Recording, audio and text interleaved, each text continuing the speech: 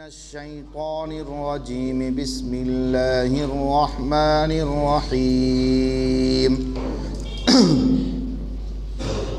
الحمد لله رب العالمين الرحمن الرحيم مالك يوم الدين إياك نعبد وإياك نستعين اهدنا الصراط المستقيم صراط الذين أنعمت عليهم غير المغضوب عليهم ولا الضالين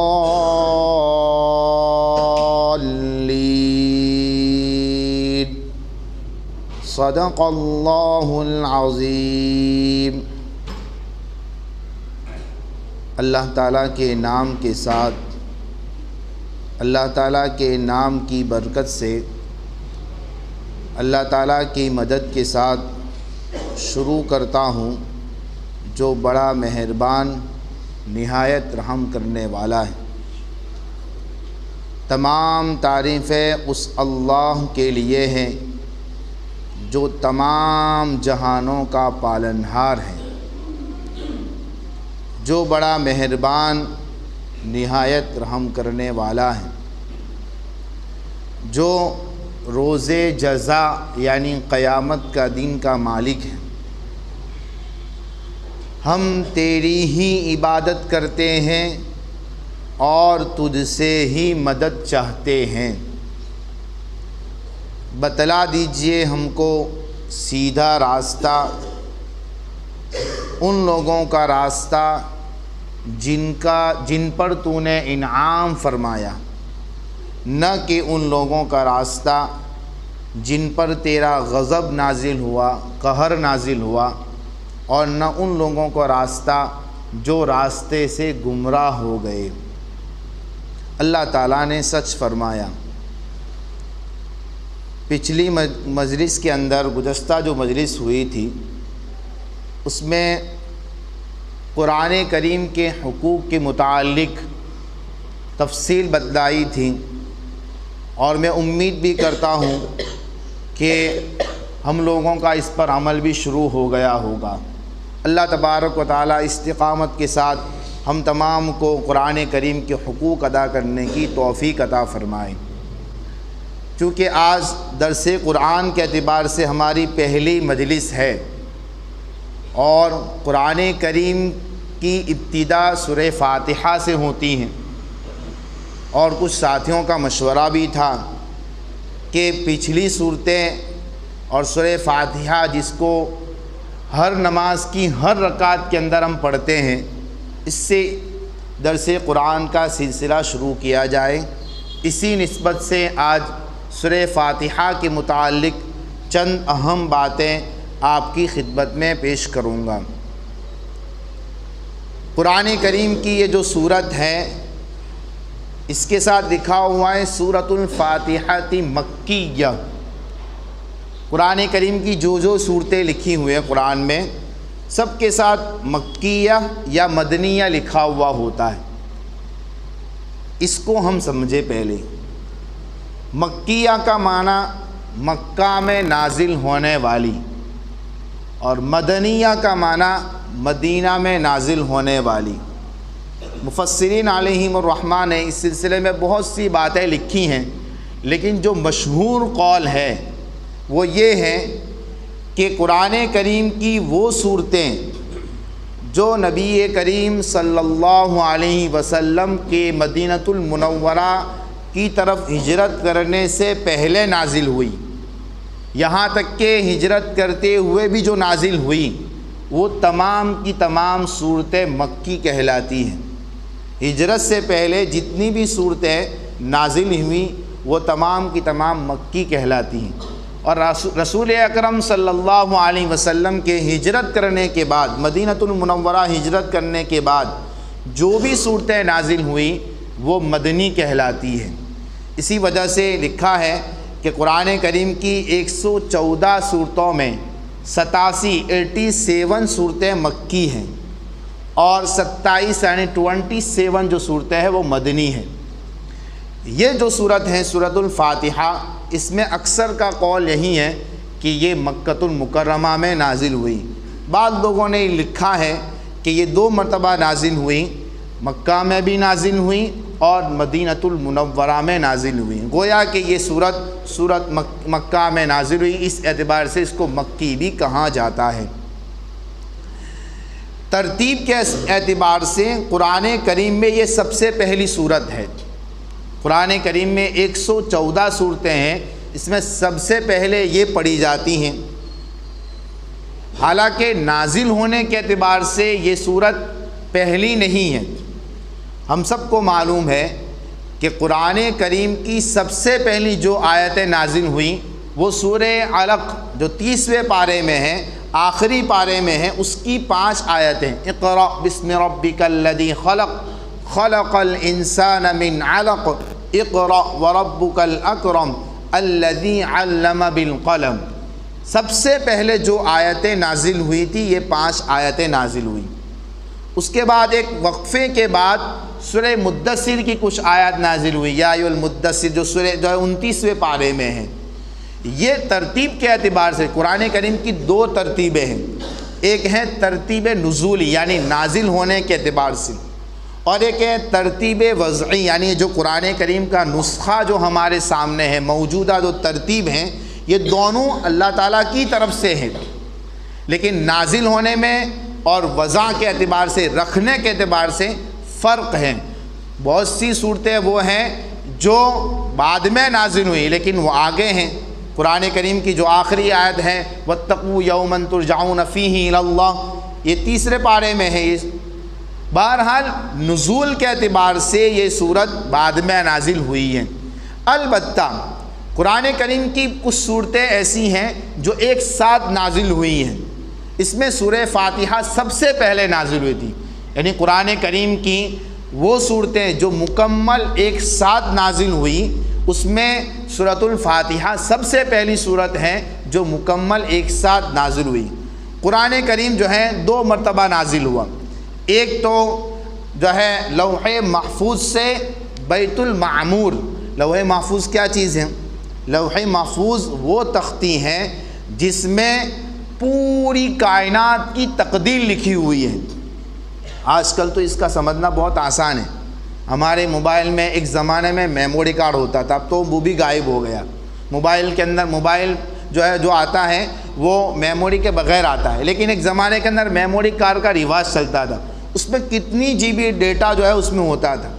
تو لوح محفوظ کا سمجھنا بہت آسان ہے آج کے اعتبار سے کہ دنیا جب سے بنی ہے قیامت تک جتنی بھی چیزیں پیدا ہونے والی ہیں ان تمام کی تقدیریں اس تختی میں لکھی ہوئی ہیں، اس کو کہتے ہیں لوح محفوظ۔ وہاں سے قرآن کریم نازل ہوا بیت المعمور، جیسے ہمارا کعبہ ہے مکۃ المکرمہ، اسی کے سیدھ میں آسمان کے اوپر ایک کعبہ ہے، بیت المعمور ہے، جس کا طواف فرشتے کرتے ہیں، اور فرشتوں کی تعداد اتنی ہے کہ ایک مرتبہ جس فرشتے نے اس کا طواف کر لیا قیامت تک اس کا دوبارہ نمبر نہیں آئے گا۔ یہ بیت المعمور ہے۔ تو لوح محفوظ سے بیت المعمور تک ایک مرتبہ نازل ہوا رمضان کے مہینے میں، شب قدر میں، یہ پورا کا پورا ایک ساتھ نازل ہوا تھا۔ اور دوسری مرتبہ جو رسول اکرم صلی اللہ علیہ وسلم پر حضرت جبرائیل علیہ السلام کے واسطے سے جو نازل ہوا وہ 23 سال میں۔ اسی وجہ سے اگر ہم کسی چھوٹے بچے کو پوچھیں گے قرآن کریم کتنے سالوں میں نازل ہوا تو بچے یہی کہیں گے، کیونکہ بچے ان طلباء کو، مکتب کے بچوں کو یہی پڑھا جاتا ہے کہ بھئی قرآن کریم جو ہے 23 سالہ دور نبوت کے اندر نازل ہوا۔ یہ اس اعتبار سے پہلا لوح محفوظ سے بیت المعمور میں، وہ رمضان کے مہینے میں شب قدر میں نازل ہوا، اور دوسرا جو نازل ہوا وہ آپ صلی اللہ علیہ وسلم پر تھوڑا تھوڑا وقفے جیسی ضرورت تھی اس کے مطابق قرآن کریم کی آیتیں نازل ہوئی۔ تیسری بات، سورۃ الفاتحہ کی 7 آیتیں ہیں۔ اب اس میں امام ابو حنیفہ رحمۃ اللہ علیہ، جن کو ہم فالو کرتے ہیں، ہم حنفی کہلاتے ہیں، امام صاحب کے نزدیک بسم اللہ الرحمن الرحیم یہ سورۃ الفاتحہ کا جز، حصہ، پارٹ نہیں ہے، جبکہ امام شافعی رحمۃ اللہ علیہ فرماتے ہیں کہ بسم اللہ الرحمن الرحیم یہ سورۃ الفاتحہ کا جز ہے۔ اس میں تمام کا اتفاق ہے کہ سورۃ الفاتحہ کی 7 آیتیں ہیں، لیکن اس سلسلے میں اختلاف ہے کہ بسم اللہ سورہ فاتحہ کا جز ہے یا نہیں ہے۔ امام ابو حنیفہ رحمۃ اللہ علیہ فرماتے ہیں کہ بسم اللہ سورۃ الفاتحہ کا حصہ ہے نہیں ہے، جبکہ امام شافعی رحمۃ اللہ علیہ کے نزدیک بسم اللہ الرحمن الرحیم سورۃ الفاتحہ کا حصہ ہے۔ اسی وجہ سے امام شافعی رحمۃ اللہ علیہ کے نزدیک یہ جو آخری 2 آیتیں ہیں صراط الذین انعمت علیہم غیر المغضوب علیہم ولا الضالین، یہ ایک ہی آیت ہے۔ قرآن کریم کے بعد نسخوں کے اندر جیسے اسی نسخے کے اندر ہے وہاں گول نشان نہیں ہے، وہ امام شافعی رحمۃ اللہ علیہ کے نزدیک چونکہ یہ آیت ایک ہی ہیں، دونوں آیتیں، اس اعتبار سے ان کے ہاں 7 آیتیں، یہ بسم اللہ ہو کے 7 آیتیں ہوتی ہیں۔ اس سورت کے جو نام ہیں سورۃ الفاتحہ کے، علامہ سیوطی رحمۃ اللہ علیہ نے الاتقان فی علوم القرآن کے اندر تقریباً 25 نام بتائے ہیں۔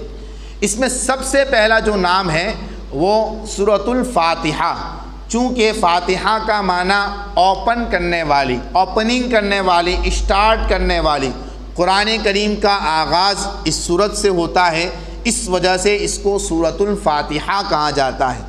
اس کا دوسرا نام ہے ام القرآن، ام الکتاب، ام کا معنی ماں اور کتاب کا معنی قرآن، یعنی پورے قرآن کا خلاصہ، لب لباب، چونکہ یہ سورۃ الفاتحہ اس کا متن ہے، ٹیکسٹ ہے، اور پورا قرآن جو ہے وہ اس کی شرح ہے، تشریح ہے، ڈسکرپشن ہے، جس کو ہم کہہ سکتے ہیں کہ قرآن کا، پورے قرآن کا خلاصہ جو ہے سورۃ الفاتحہ کے اندر ہے، اور پورا قرآن جو ہے اس کی تشریح ہے۔ اس اعتبار سے اس سورت کو ام الکتاب اور ام القرآن کہا جاتا ہے۔ اس کا تیسرا نام جو بتایا گیا ہے فاتحۃ القرآن، چونکہ قرآن کا آغاز اس سے ہوتا ہے، اس وجہ سے اس کو فاتحۃ القرآن بھی کہا گیا ہے۔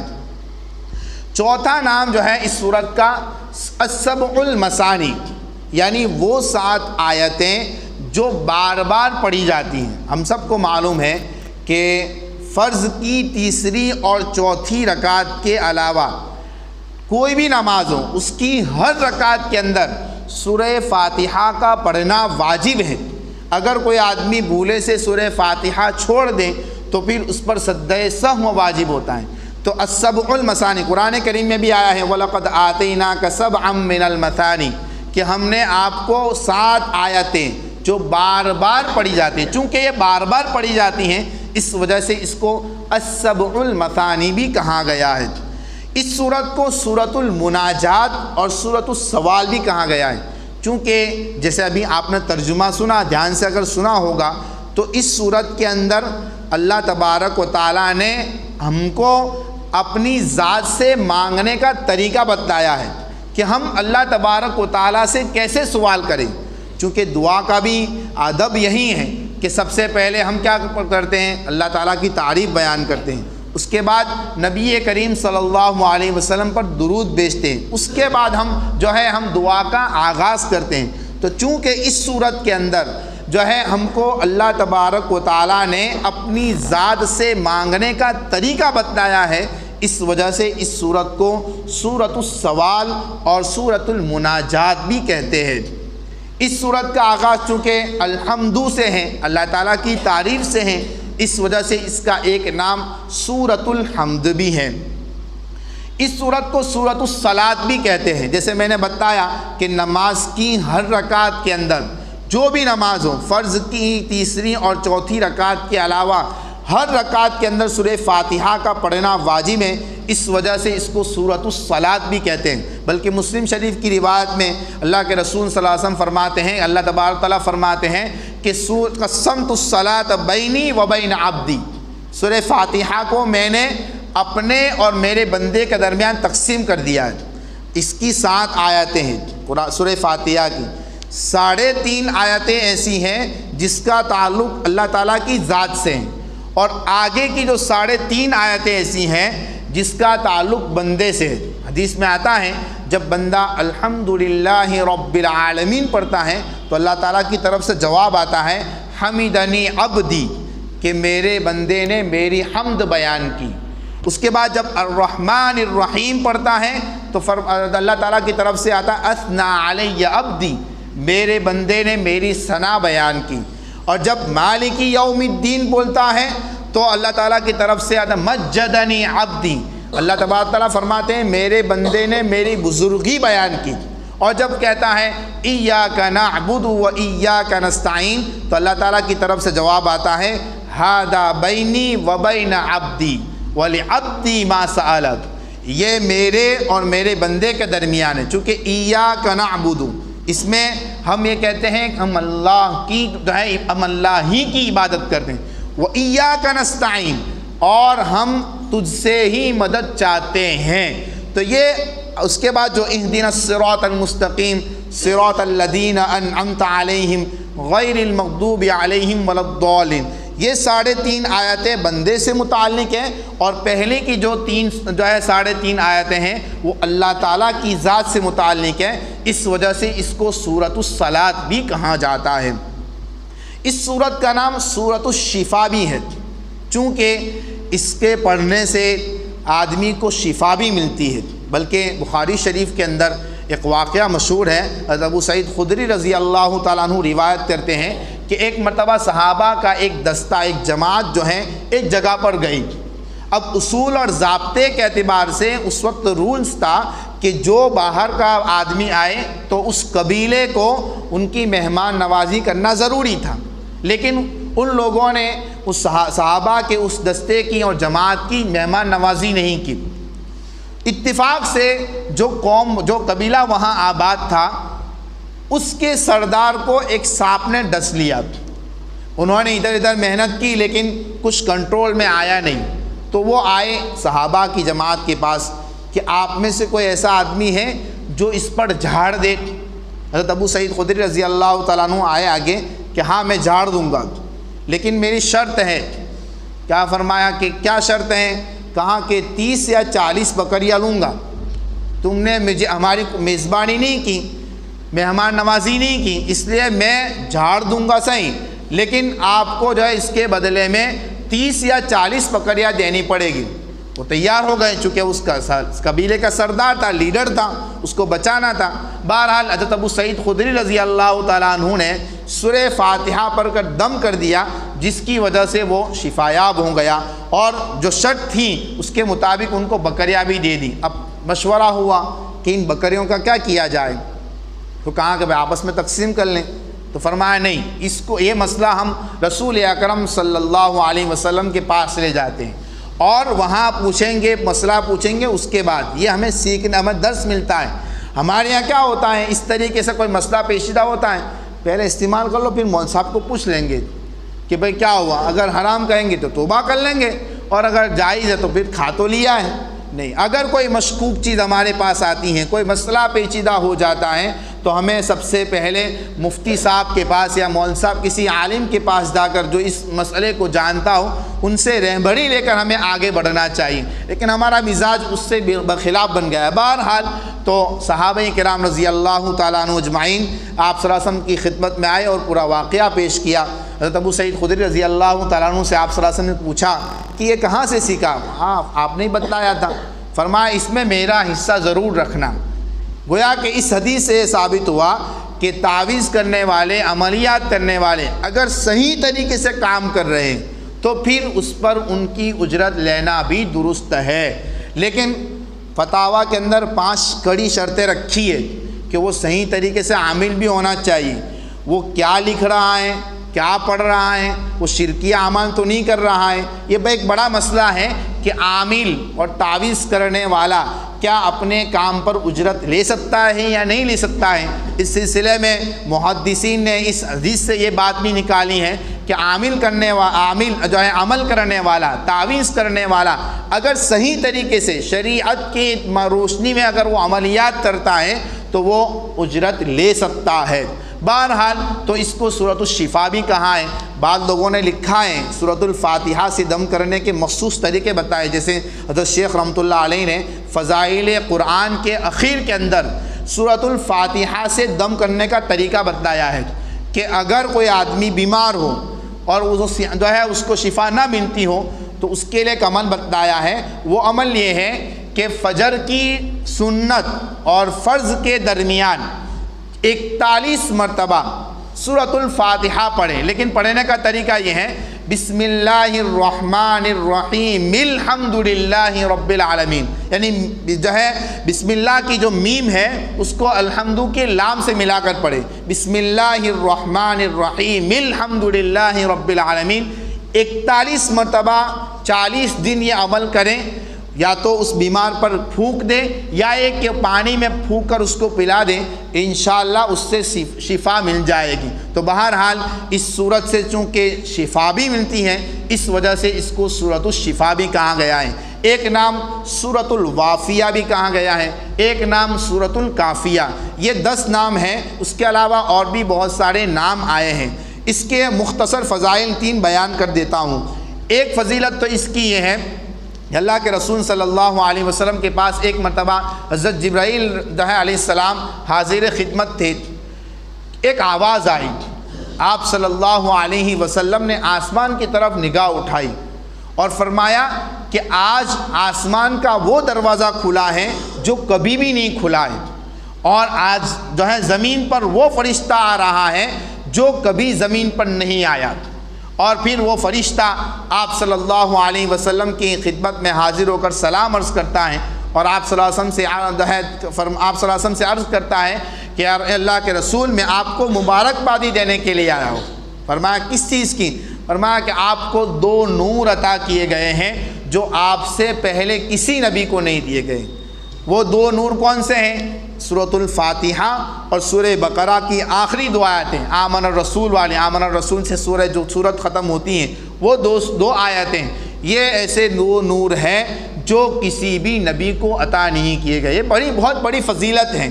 دوسری فضیلت، حضرت ابو سعید ابن معلّہ رضی اللہ تعالیٰ عنہ فرماتے ہیں کہ ایک مرتبہ رسول اکرم صلی اللہ علیہ وسلم نے میرا ہاتھ پکڑا اور مسجد نبوی سے نکلتے جو ہے میرا ہاتھ اپنے دستے مبارک میں لیا اور کہا کہ مسجد سے نکلنے سے پہلے میں تم کو قرآن کریم کی سب سے عظیم صورت بتاؤں گا. حضرت ابو سعید فرماتے ہیں کہ ہم چلنے لگے اور قریب تھا کہ ہم مسجد سے نکل جاتے تو میں نے رسول اکرم صلی اللہ علیہ وسلم کو ان کا وعدہ یاد دلایا کہ آپ نے تو مجھے یہ کہا تھا کہ مسجد سے نکلنے سے پہلے آپ قرآن کریم کی سب سے عظیم صورت بتائیں گے. تو فرمایا آپ صلی اللہ علیہ وسلم نے کہ وہ سورۃ الفاتحہ ہے. اسی طرح اللہ کے رسول صلی اللہ علیہ وسلم، ترمذی شریف کی روایت ہے، اللہ کے رسول صلی اللہ علیہ وسلم فرماتے ہیں سورہ فاتحہ وہ صورت ہے جو نہ زبور میں ہے، نہ انجیل میں ہے، نہ خود قرآن کریم میں ایسی صورت ہے، اس کا کوئی بدل موجود نہیں ہے. تو یہ سورہ فاتحہ کی بڑی فضیلت ہے. سورہ فاتحہ کو یاد کرنا چاہیے، اس کا مطلب یاد کرنا چاہیے. سورہ فاتحہ کا خلاصہ یہی ہے کہ اس میں پہلی 3.5 آیتوں کے اندر ہمیں اللہ تعالیٰ کی تعریف بتائی گئی ہے اور 3.5 آیتوں کے اندر جو ہے ہمیں اللہ تبارک تعالیٰ سے کیا سوال کرنا چاہیے، صراط مستقیم کا سوال کیا گیا ہے. آگے اس کی تفصیل انشاءاللہ آئے گی. اللہ تبارک و تعالیٰ ہم تمام کو عمل کرنے کی توفیق عطا فرمائے. مسئلے مسائل کے اعتبار سے گزشتہ وضو کے متعلق کچھ مسائل بیان کیے تھے. کچھ مسائل وضو کے متعلق ہی آگے بیان ہو رہے ہیں. وضو میں کس حد تک دھونا فرض ہے؟ ویسے تو ہم اتنا پانی بہاتے ہیں کہ شاید اس سے ہم غسل بھی کر لیں، لیکن چونکہ بیچ میں ایک ویڈیو آئی تھی جس کی وجہ سے کافی انتشار ہوا تھا کہ وہ ایک بزرگ آدمی تھے، وضو جو ہے بہت کم پانی کے اندر وضو کرنے کا طریقہ بتلا رہے تھے اور وہ پانی اتنا لیتے تھے کہ پانی کے قطرے بھی نہیں ٹپکتے تھے. دیکھیے شریعت کے اندر پانی کے استعمال میں نہ اسراف ہے نہ کمی ہے، یعنی اتنا بھی کم استعمال نہ کیا جائے کہ وضو صحیح نہ ہو اور اتنا زیادہ بھی استعمال نہ کیا جائے کہ جس کی وجہ سے ہم جو ہے اس کے ملامت کے مستحق بن جائے. تو اتنا پانی ٹپکنا، 2 قطرے ٹپکنے چاہیے. ہم نے ہاتھ دھوئے تو کم از کم 2 قطرے ٹپکنے چاہیے، اتنا دھونا تو فرض ہے. اگر اس سے کم اگر آدمی پانی لیتا ہے تو اس سے وضو نہیں ہوگا. دوسرا مسئلہ گزشتہ بتلایا تھا لیکن وہ مسئلہ بتانے کا رہ گیا تھا کہ اگر ہم اٹیچ باتھ روم کے اندر جو ہے وضو کر رہے ہیں تو وضو کے درمیان کی دعائیں پڑھے یا نہ پڑھے. اس سلسلے میں مسئلہ یہ لکھا ہے، اگر وہاں ناپاکی ظاہر ہو تو دل میں پڑھنا چاہیے، اور اگر ناپاکی ظاہر نہ ہو تو پھر زبان سے پڑھنے میں کوئی حرج نہیں ہے۔ اسی طرح وضو کے جو اعضاء ہیں وہ 3 مرتبہ دھونا سنت ہے، 3 سے زائد مرتبہ نہیں دھونا چاہیے۔ ہاں اگر کسی کو شک ہو گیا تو اطمینان کے لیے جو ہے 3 سے زائد مرتبہ دھونے کی گنجائش ہے، لیکن اگر کوئی آدمی شکی ہو کہ بھائی دھوا یا نہیں دھوا، تو اس شکل کے اندر اگر کوئی آدمی شک کا مریض ہے، شک کا بیماری، شک جو ہے کسی کو شک کی بیماری ہے، تو پھر اس کے لیے 3 ہی مرتبہ دھونا سنت ہے، اس سے زیادہ اس کو دھونے کی گنجائش نہیں ہے۔